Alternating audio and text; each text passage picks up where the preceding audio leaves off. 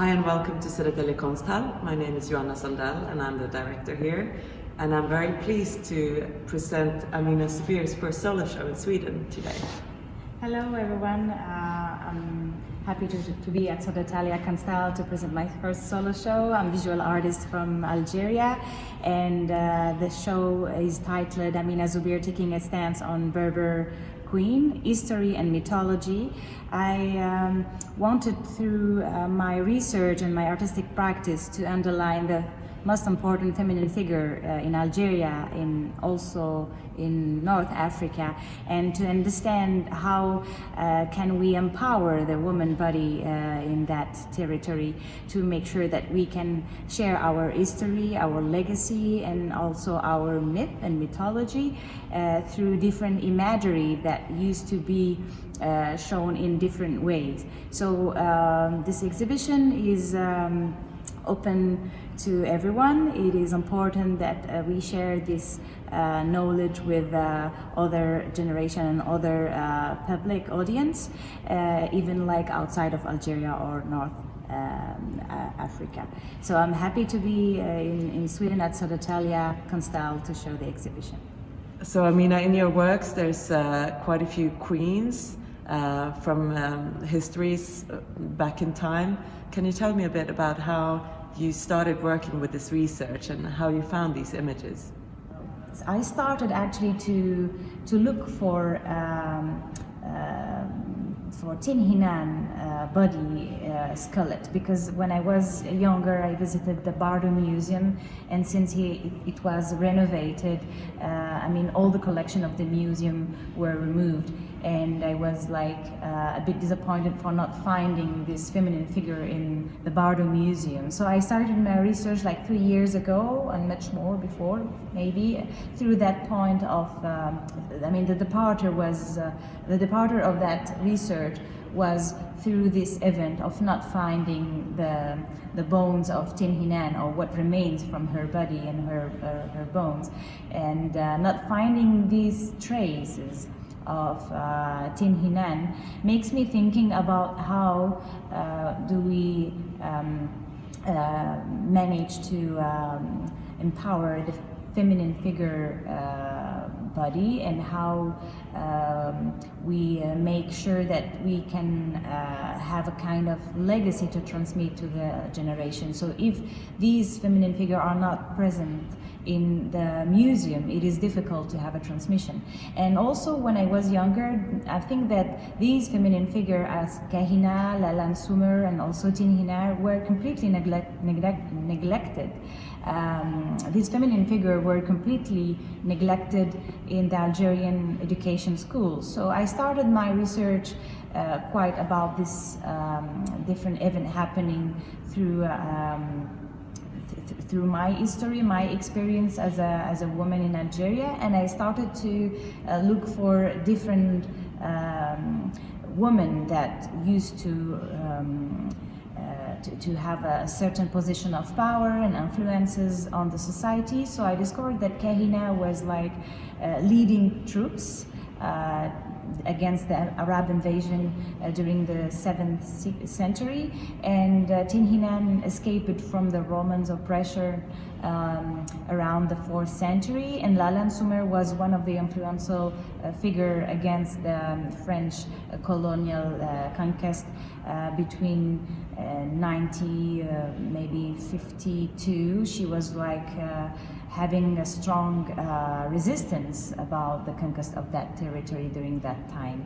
So for me it was really important to find like powerful feminine figures in order also to understand the position of women in contemporary society of Algeria, and also to understand what was produced in the colonial period in terms of toxic erotism around this figure of the colonial postcard, because actually I thought that it was necessary to rebuild this sacred woman body through different imagery, and my position as an artist was also to analyze, rework and rethink these colonial postcards. So I'm presenting here at Södertälje konsthall an installation with the feminine figure much more important in North Africa as Berber queens.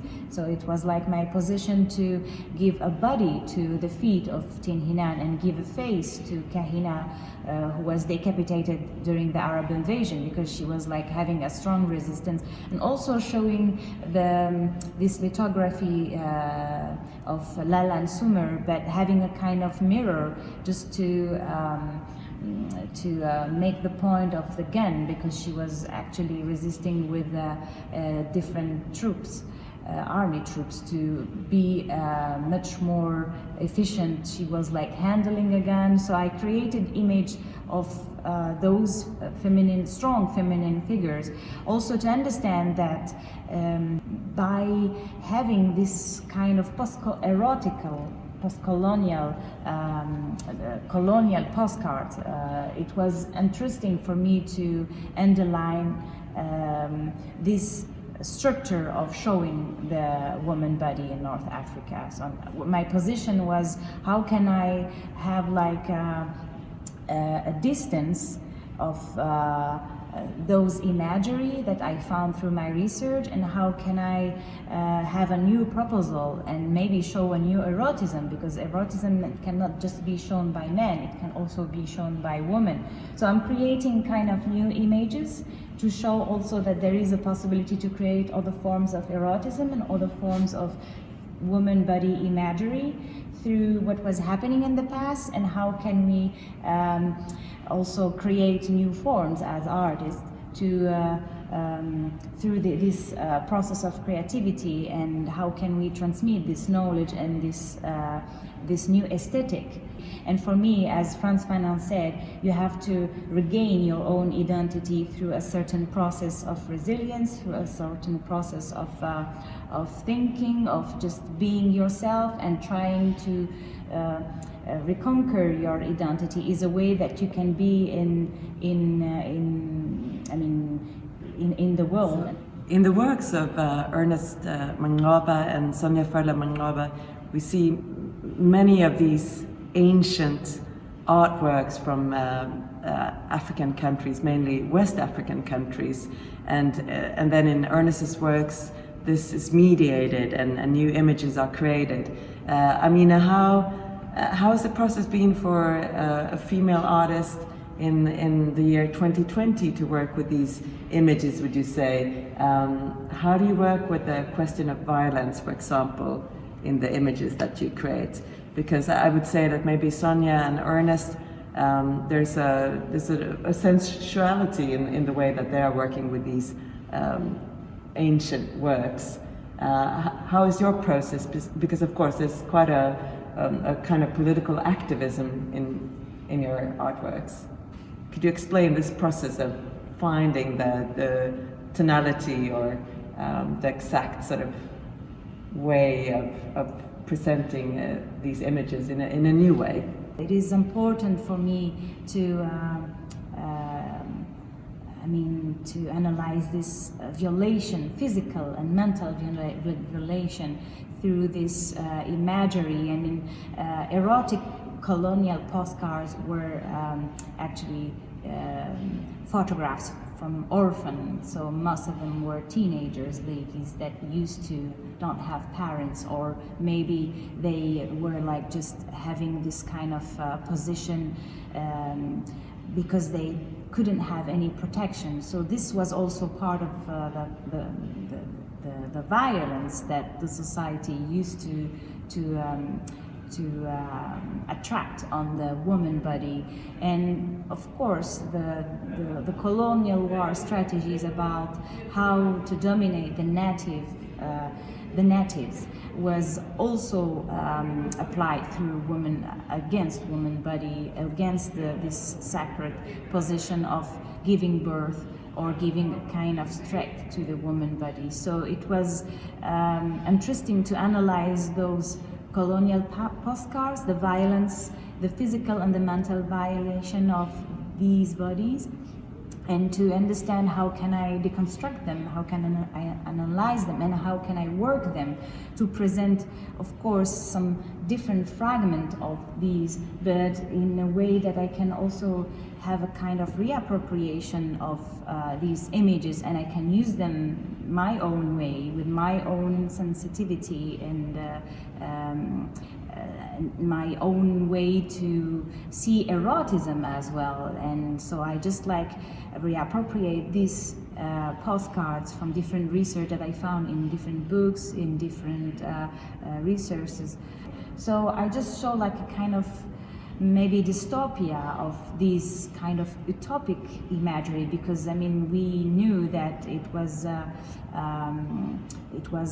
images in kind of fantasy way of seeing and showing the woman body. So it was important to not just deconstruct but to rework and to show not just this kind of utopic images, because of course it was not just an utopia. For me it is a dystopia, even it was happening in the past. There's a lot of repetition in your work. There's a wallpaper where an image is being repeated, and in the collages as well we see a certain repetition of theme and of deconstruction. Could you tell me a bit about why do you choose to repeat certain images in your work?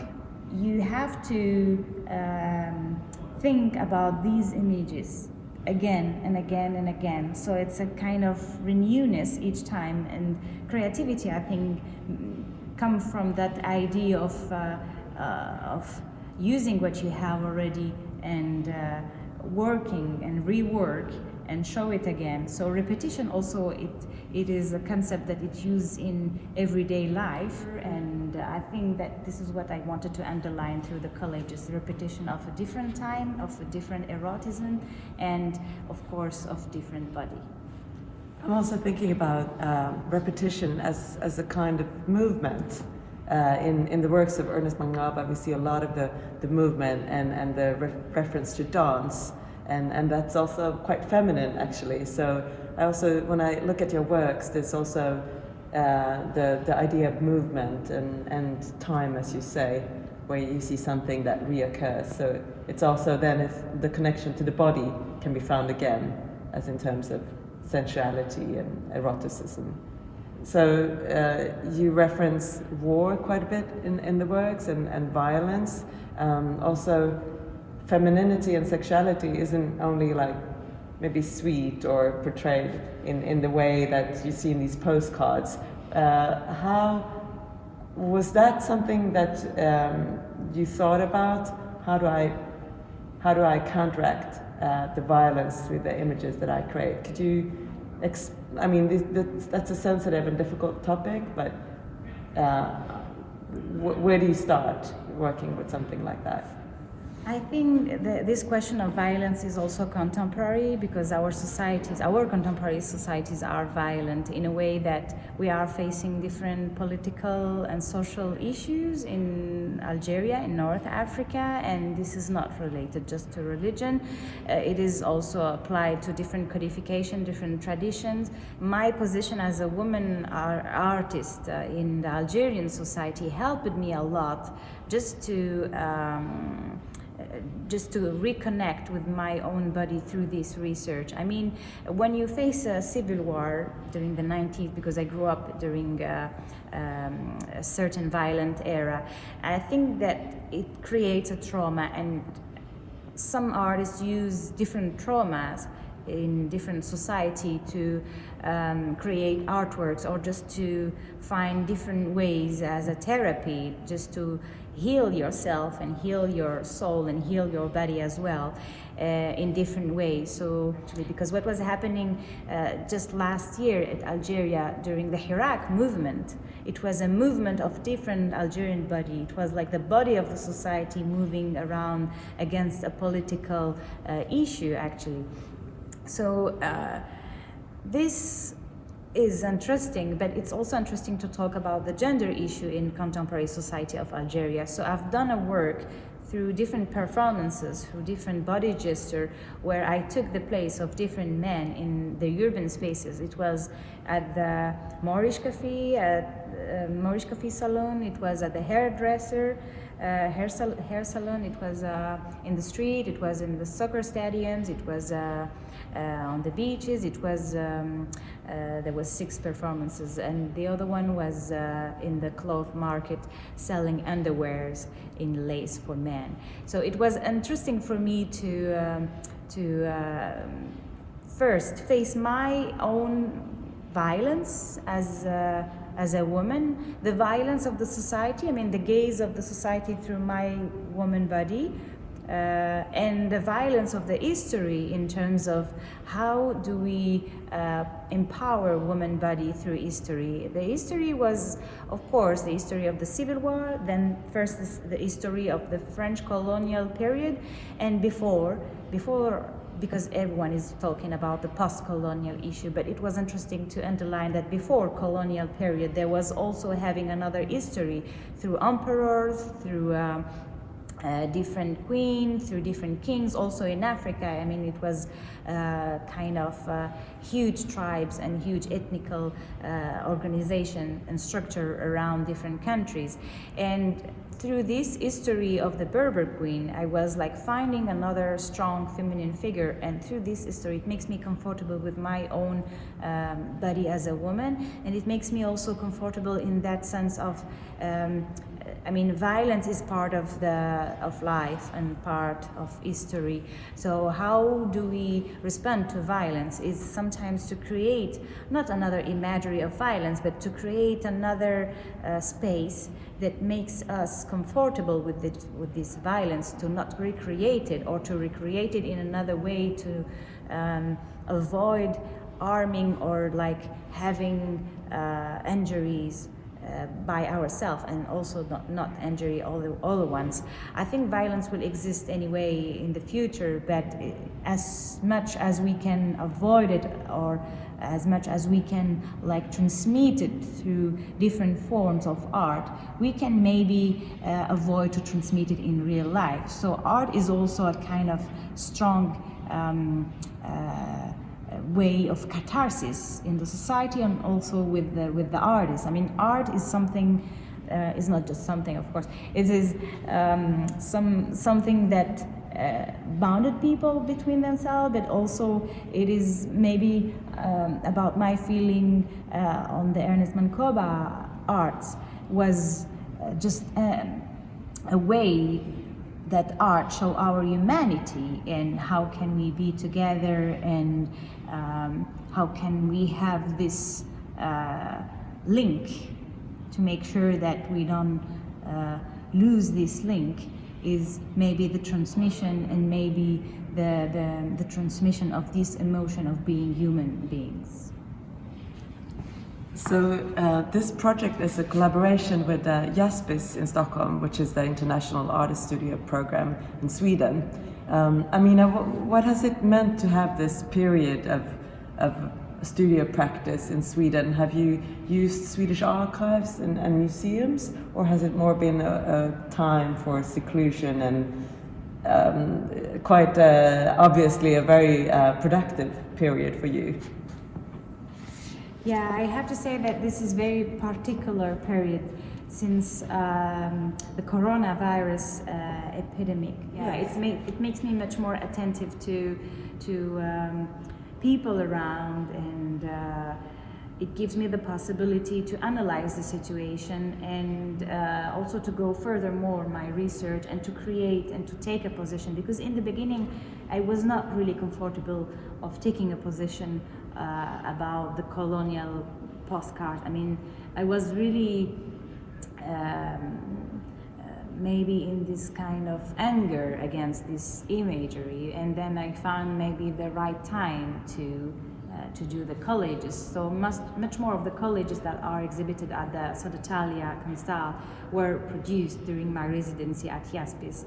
And during the coronavirus, I mean, it was of course a confinement that pushed us to isolate ourselves, and to have this possibility to focus on our own research, on our own practice, and during time when people are facing a crisis, I think that artists were always creating by resistance, because artists need to show that they can have the ability to respond to this, but we are just having a pen and some paintings and having now the possibility to do sculpture and now have the possibility through laptops to create images virtually. So I think art is for me a kind of resistance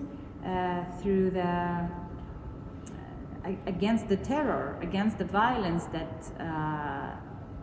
that is happening all around the world. So I think that artists are having this kind of role to analyze, to resist, and to bring beauty and hope to humanity. I mean, it's a lot of work which makes us isolating ourselves with or without the corona. So it is like a process that it needs to underline how artists are vulnerable as well in the society.